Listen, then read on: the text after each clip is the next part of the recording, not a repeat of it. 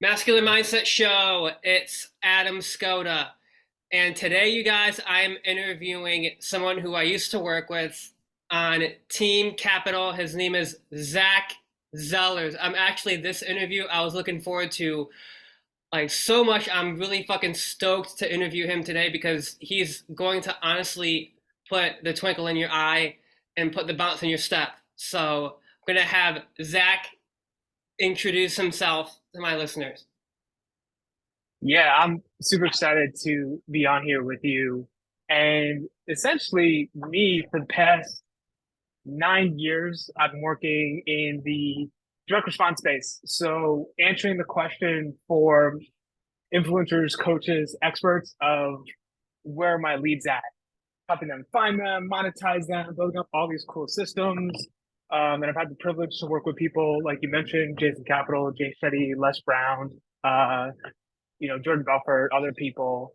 And during that whole time, it's been really cool because not only have I done all that, but I've had to move across the country 2 or 3 times, creating new social circles, figuring out dating, and coming up with a whole bunch of cool little systems in my life that we're gonna dive into on this call. Love it, love it. Today's topic that I'm actually really excited to talk about is basically how to overcome approach anxiety through state training. And the reason I wanted to talk about this is because, well, Zack, this is something I don't think I ever told you, but I would do state training before actually getting on shift with working with Team Capital. And that would be like my first thing. Bioenergetics right now. Bow and arc. Let's go. And when I would spot that hot lead, let's do this. So, and actually here, that's a good starting point. Is I think bioenergetics is super fucking powerful. And actually, I wanted to ask you, Zack. I know that you've done the full round a few times, and I really would love to hear what you have to say about that with my listeners. Yeah, so it's oh my gosh, yeah, bioenergetics is pretty amazing. Basically, where I was and the benefits of bioenergetics hit me the most when I was working with Team Capital and I was overall like on the surface really successful. So I had just bought a house by the beach in Puerto Rico. Like I was making just shy of $500,000 a year in just take home income. But at the same time, I was kind of falling apart. Like I was, you know, having a bunch of one night stands. I was stressed. I was bloated, um, over caffeinated, like stressed out to the point where it's bad when you're not either consistently pooping or inconsistently getting erection. So like my whole system was fried, and I realized that a lot of that root cause was all this tension in your body because when you view the world a certain way through the wrong frames, you react to it, even though nothing's threatening you, nothing's happening to you. And the way to get rid of all of that tension for me was bioenergetics. So I jumped in and I was doing, 30 to 60 minutes a day for about 2 years of pretty intense bioenergetic practices. And yeah, that's how I got into it, and that's really the big takeaway for me at first. I heard once that if you do like a full round, it's like 45 minutes and it can be crazy. Yeah, and it's so in terms of rounds, like how do you mean? I mean, like when all right, so how I do it is I do the bow, breathe hard, Mhm. as Elliot basically says, and then you do the arc, and you basically do that for like, I think it's like three rounds of that, adding up to 12 minutes. That's what I would do at least. Uh, Oh, okay. yeah, and then I heard that it can get really intense if you basically add on like more 12-minute rounds to it. So Gotcha. Yeah. So the bone in the arch is going to be the bread and butter of the bioenergetic practice, just because that's like your basic kind of like compound lifts to take it into the fitness arena. It's like you're doing your heavy squatting and your heavy bench press. And it's like if you focus on those full body compound movements, you'll get, 80% of the results in fitness and maybe not aesthetics, but you know what I mean? Those are like the big movers. And you can get super far with those. I've actually worked up to do it's a meridian based bioenergetic session where you do the bow and the arch for 7 7 minutes each for 7 rounds. So it's like you're really focusing on, that root of your body for the bow and the arch for that cycle, and then you're moving up to like your lower belly and going up and up and up through the 7 meridians as you're doing the bow and arches. And it takes like an hour. It's intense. Um, and so you can do a lot of damage with those and alleviate so much anxiety, so much tension throughout your life. The cool thing is bioenergetics can look like a lot of different acts too. So there are some days of bioenergetics where it is the bone arch, you're breathing heavily, you're holding the poses, you're feeling into the body. There's sometimes with bioenergetics where you're literally just laying on the ground and feeling into different spots on your back just to know that you're supported and you have a body that can contain and support and you can rely on it.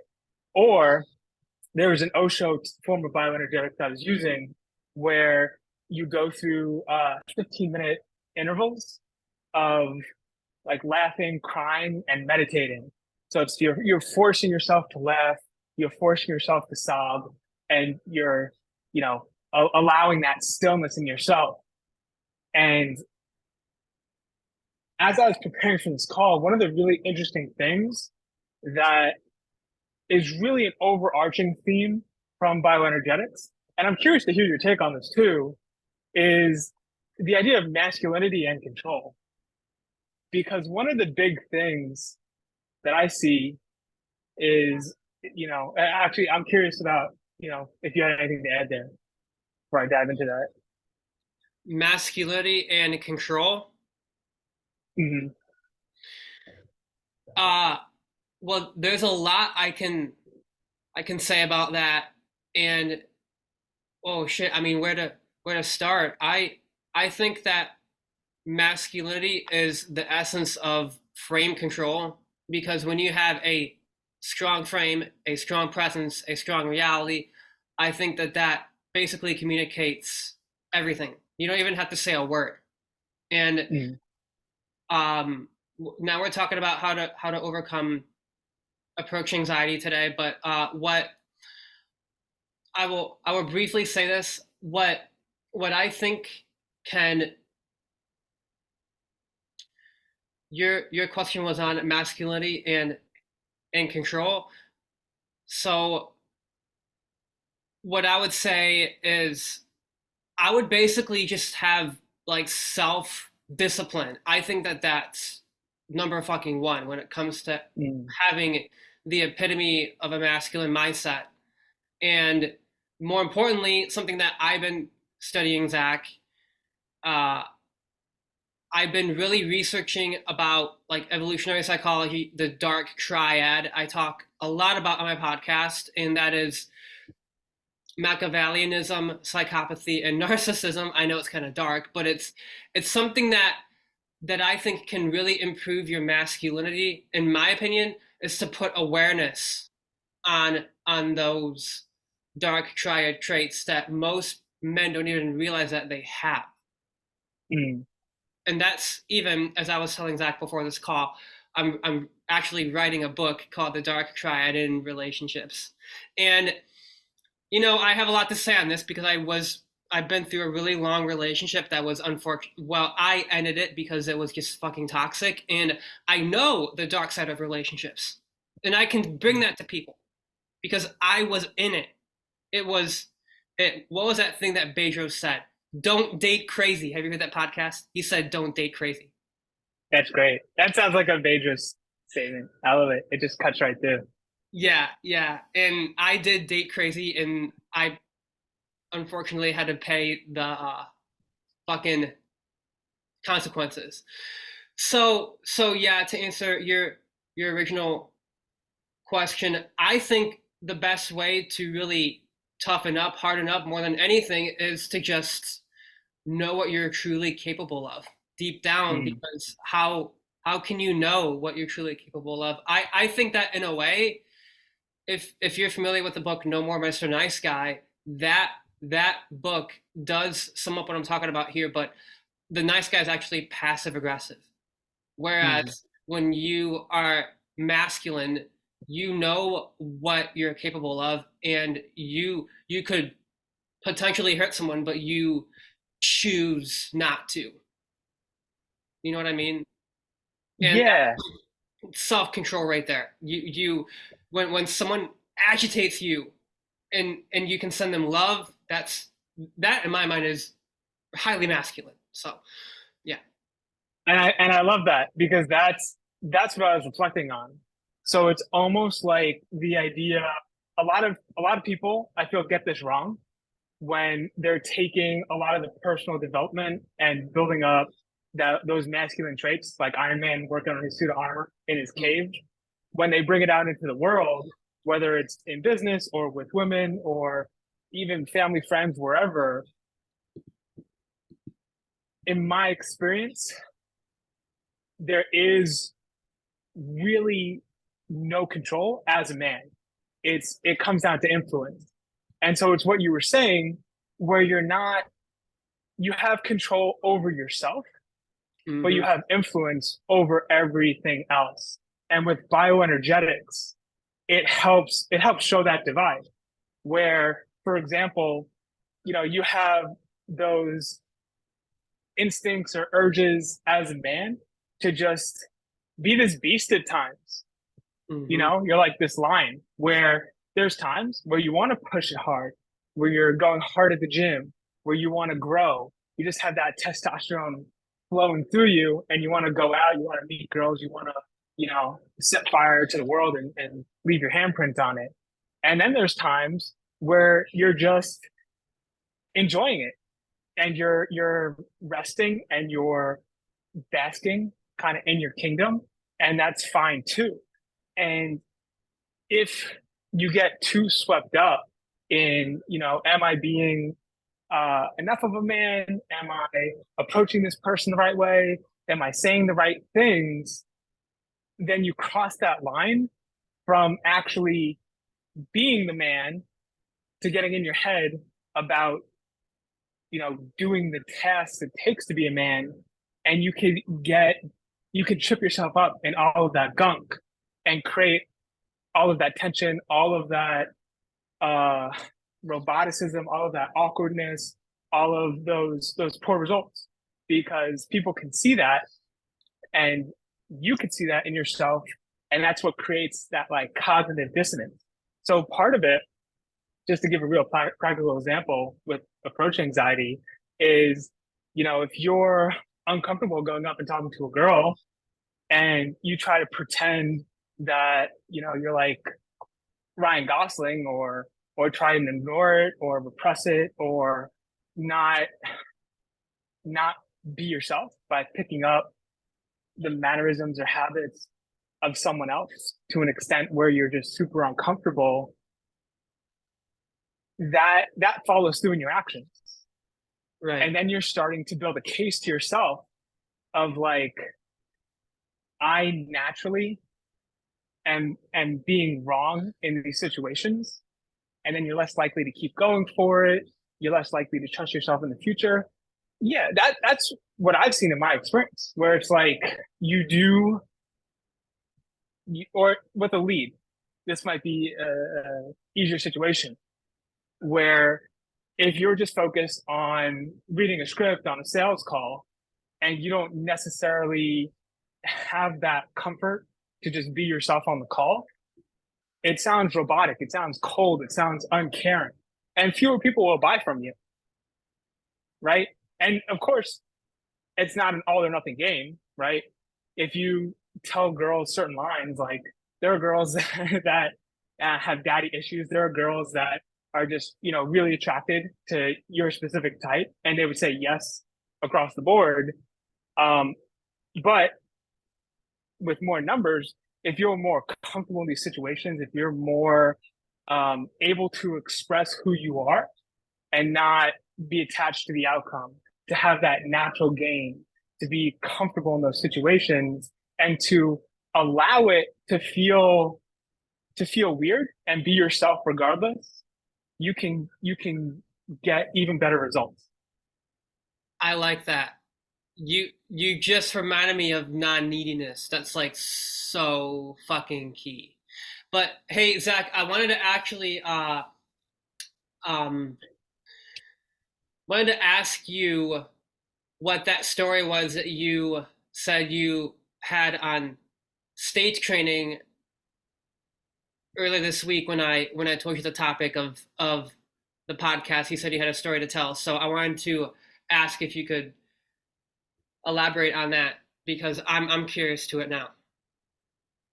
Yeah, I would say what yeah, so it was during this phase in my life where I was growing my agency and life was just kind of nuts. It was a very reactive time because we were adding tons of clients. I was on Zoom calls for 14 hours a day, like trying to basically change the tire of a race car while we were still doing laps around the track and create these systems and retain the clients we had, get new ones, all of that stuff.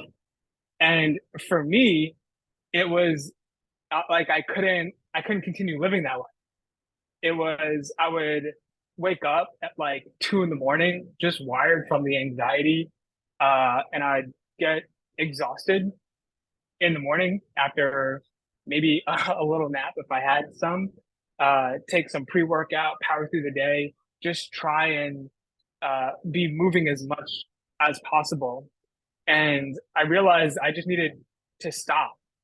Kind of like what Elliot Hull says in terms of being a man. Like there's times where you just have to stop, get yourself in order, and continue, you know, growing and managing everything that you want to handle. And so for me, a lot of it was actually tapping into um it almost seems feminine where it's kind of tapping into that flow. And there were times where I got into the bioenergetic. I was meditating a lot more. I was taking time to do something as simple as floating in the ocean. And I've heard this idea of masculine and feminine energy that really relates here, where they talk about how masculine energy is the ship on the ocean and the feminine energy is the ocean. And at first, when I heard that, I thought that had to do, kind of tying it back with the control we were talking about. I thought that had to do with, okay, we need to, keep this ship straight. We need to balance it. It's almost like a fight for control against the ocean. But it wasn't until I tried fighting against the ocean that I realized it's an impossible task, and they all exist together. And it's that manly art of allowing and just saying, the circumstances are going to be what the circumstances are. So it doesn't matter how I feel as I build this agency. There are things that I need to do. I'm always going to have to communicate with clients. I'm going to have to get them results. I'm going to have to lead this team. That does not change depending on how I feel.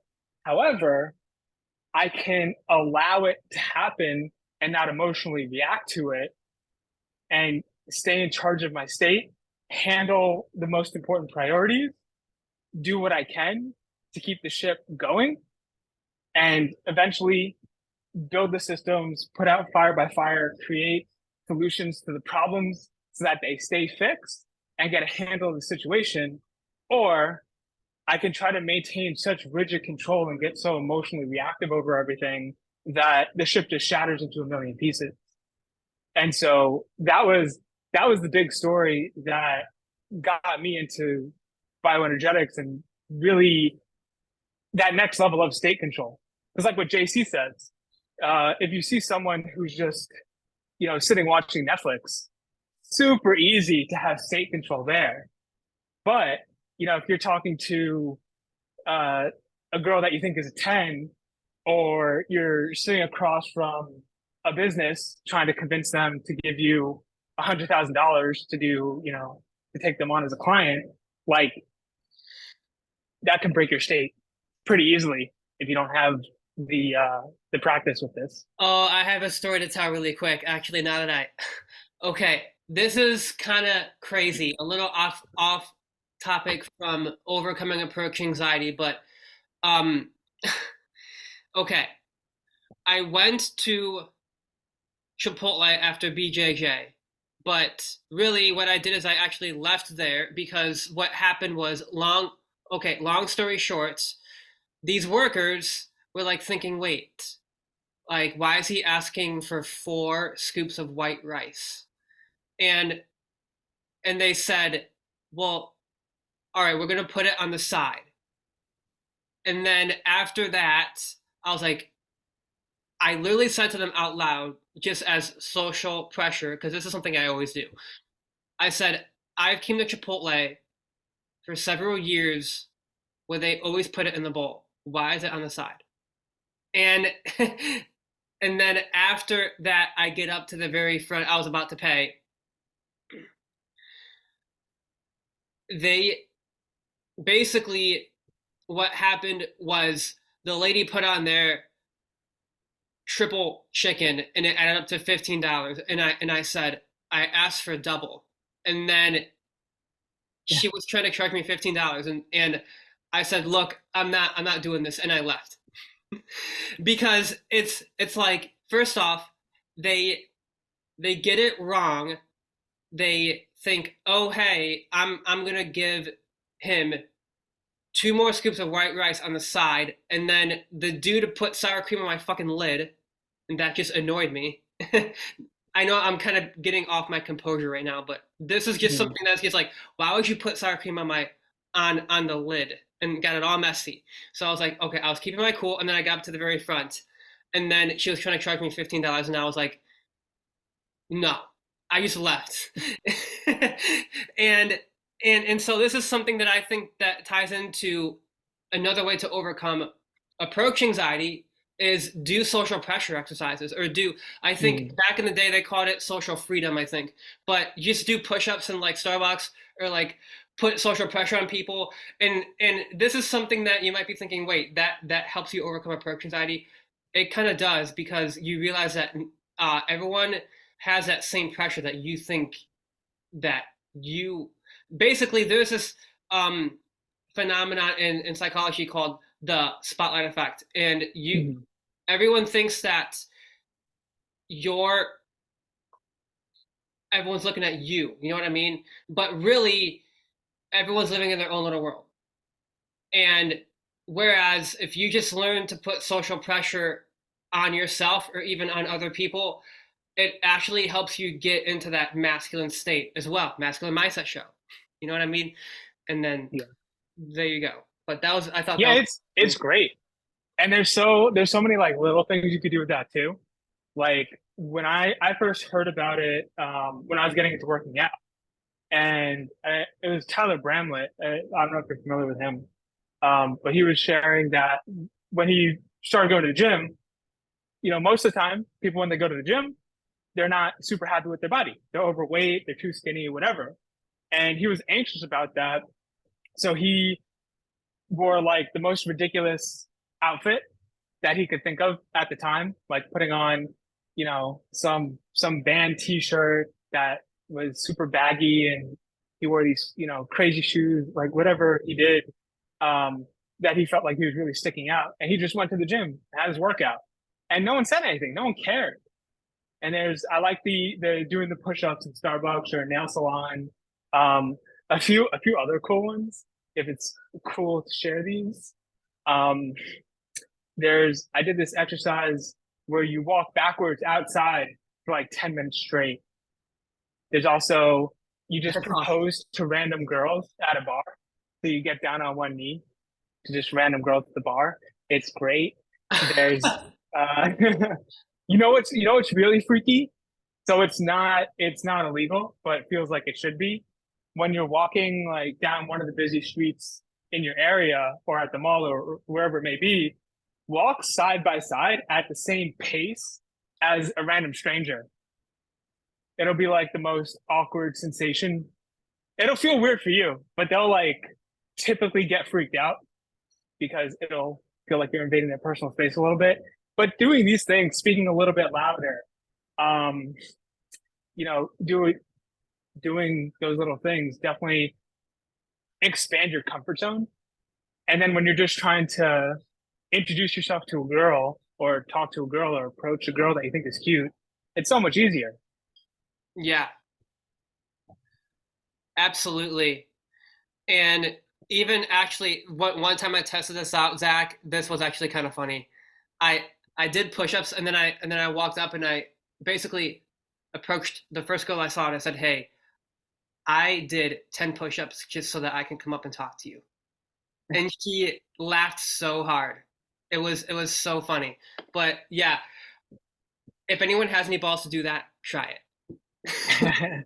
So really, I think another way to overcome approach anxiety is something that I touch upon in my book, Become the Alpha Woman Want, and that is this idea of rapid state trading. And that is the minute you feel down, just snap out of it. Just do like priming, like you know this, right?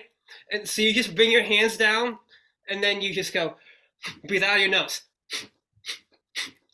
And I think that that's another awesome way to overcome approach anxiety because you're getting more animalistic. You're not in that fucking comfort uh chair where you're playing video games and you're fucking jerking off to porn. Like I don't fucking know what these listeners are doing, but either way, it's just like when you're doing some type of priming breathing, bring your hands down. Fucking great to overcome approach anxiety. Yeah. And I think the biggest thing is just to shock yourself out of it, where it's like it doesn't what worked really well for me is the loud noises. So like I could move. It didn't really have the same effect as if I was just like clapping really loud or like barking and just taking a few moments either like in my car before going in. I'd be Yeah. like and going for Yeah. that and scare the shit out of my dog here. Um, but like that really wakes me up and gets me going. Or even like if you're going out and you're going to be approaching girls for a while, um, I feel like everyone has that really talkative guy friend that the friend in your phone, like you could just call them up randomly and they'll always pick up and they'll just talk with you and kind of get you into that flow too. So you could pump yourself up physically. You could pump yourself up with some noise. Or, Yeah. for me, sometimes it's like either when I'm heading to like a first date with a girl and I wanna get warmed up, or I'm going when I used to go out more often, I would just call one of my like really social friends and just chat with them for like 5-10 minutes, and then I'd get in the flow. And it's like warming up. You rep out a few light weights, get some blood pumping, and then you go for some maxes. And it's a Yeah, lot easier. yeah, I gotta get into the flow state because that right Mm. there is when you're literally free of all thought.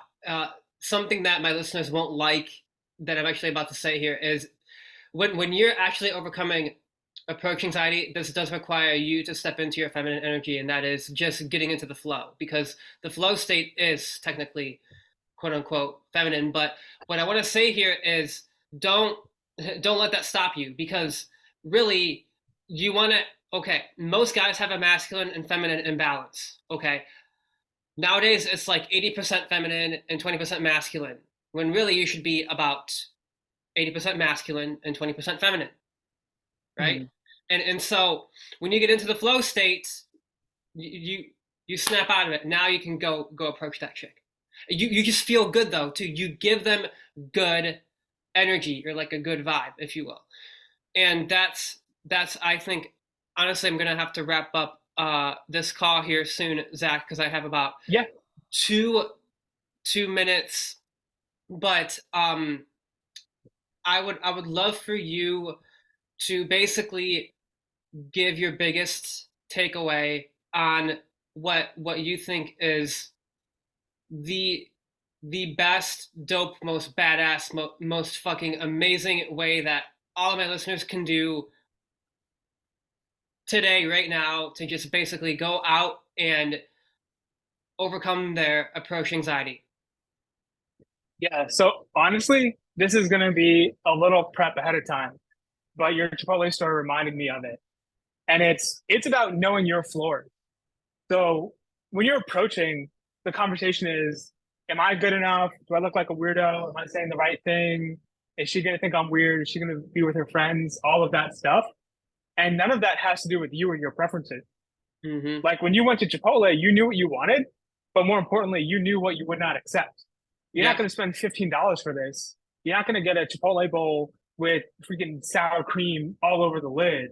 Yeah. And so it helps your approach anxiety if you take the positioning of, I'm looking for this type of girl that's going to be spontaneous, who's going to be like playful and free flowing as well and feminine and in that energy.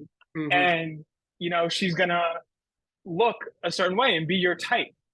And so, like as you're talking to a girl and as whether you feel like uncomfortable, understand that it's not about her responding to you. It's about you reaching out and seeing if she's a good fit for you. And that helps you not just talk to her and start the conversation, but it helps you with the shit test. It helps you get to the next step.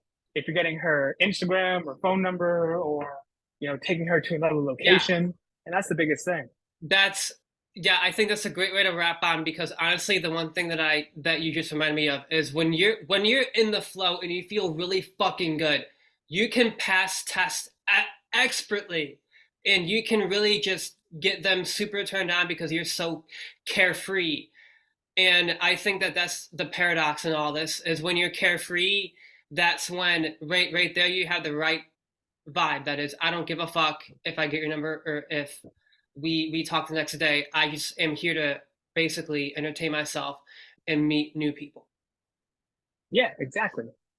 And if anything comes from it, it's just a bonus. Yep, it's a plus. Side benefit. Yeah. All right. I appreciate this interview, Zach. I'm going to.